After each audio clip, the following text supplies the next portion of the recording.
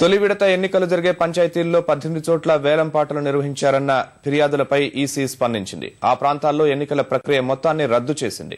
త్వరలోనే నోటిఫికేషన్ జారీ చేస్తామని ప్రకటించింది. తొలి విడత పంచాయతీ ఎన్నికలకు కట్టుదిట్టమైన భద్రతను ఏర్పాటు చేసిన ఈసీ వేలం పాటలు జరిగిన ప్రాంతాలపై కొరడా జులిపించింది. 18 చోట్ల వేలం నిర్వహించి ఏకగ్రీవంగా సర్పంచ్, వార్డు సభ్యులు ఎన్నికైనట్లు ఎన్నికల సంఘానికి ఫిర్యాదులందాయి.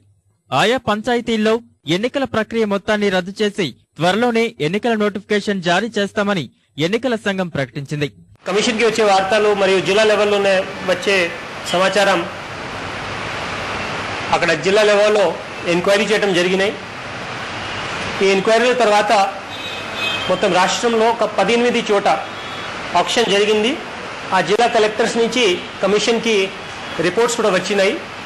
దానికి ప్రైమా ఫేసీ ఎవిడెన్స్ ఉంటే అక్కడ ఎఫ్ఐఆర్స్ కూడా బుక్ చేయడం జరిగినాయి.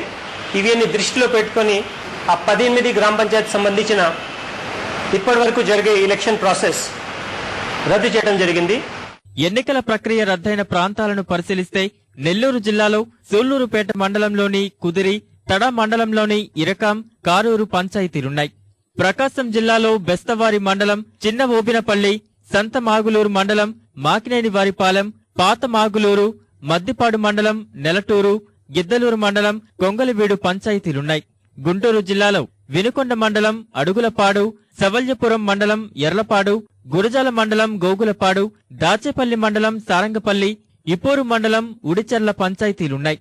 నల్గొండ జిల్లాలో దామచర్ల మండలం, నాదిగడ్డ, కృష్ణా జిల్లాలో పెడవ మండలం, పెనుమల్లి పంచాయతీ, నిజామాబాద్ జిల్లాలో వెల్పూర్ మండలం, కోమన్పల్లి, వెంకటాపూర్ పంచాయతీలు సహా కడప జిల్లాలోని రాజుపాలెం మండలం, గోపాయిపల్లి పంచాయతీ రద్దయిన వాటిలో ఉన్నాయి.